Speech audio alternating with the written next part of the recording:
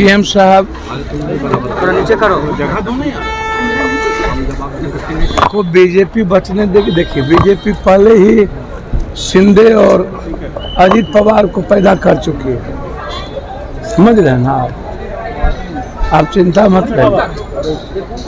या तो ये लोग राष्ट्रपति शासन में चुनाव लड़ाएंगे बीजेपी वाले, या नहीं तो नीतीश कुमार की राजनीति को समाप्त करने में और उनकी विचारधारा समाप्त करने में बीजेपी आज से लगी हुई है।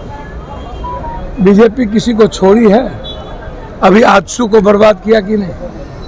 और शिंदे अजित पवार का क्या हाल किया? रेड्डी का क्या हाल किया? तो आपको लगता है कि चंद्रबाबू नायडू और नीतीश कुमार को छोड़े? नीतीश कुमार जी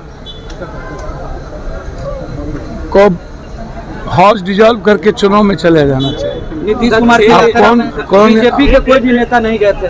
भैया, मैंने पहले कहा कि बीजेपी नासूर है और अपने एलाइज को कभी भी रेस्पेक्ट नहीं देती है।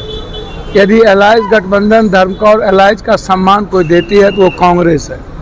कांग्रेस एलाइज के लिए कोई भी कुर्बानी करती है और कितना भी त्याग करना पड़ता है तो कांग्रेस करती है।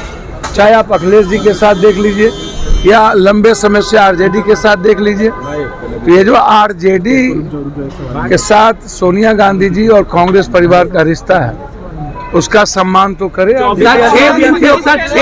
दिन से अनशन पे है। नीतीश कुमार के नेतृत्व को लेकर के बीजेपी युवा को स्थिति में है कुछ भी। सर, अब उसका प्रवक्ता हम है। बीजेपी स्वयंभू भगवान जो हैं वो तो वन नेशन नो इलेक्शन के लिए चुनाव इस बार लड़ रहे थे, 400 पार नो इलेक्शन।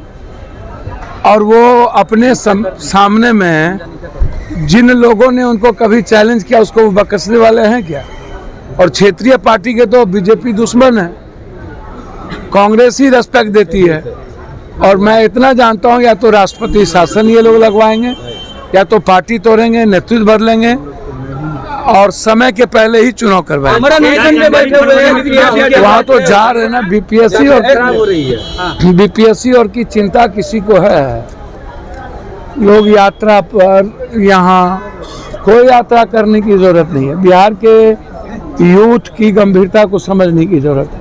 मैं बार बार कहता हूँ कि एक सेंटर पे क्यों, और उसी सेंटर पर जो सेंटर बनना था उसके पहले वहाँ एक कोचिंग के द्वारा वहाँ अपने बच्चों की प्रतियोगिता क्यों करवाई गई? और जो क्वेश्चनर लगातार एक कोचिंग के द्वारा सजेस्ट किया जाता है, वही क्वेश्चन क्यों आता है और वही क्वेश्चन आउट क्यों होता है, पेपर आउट क्यों होता है?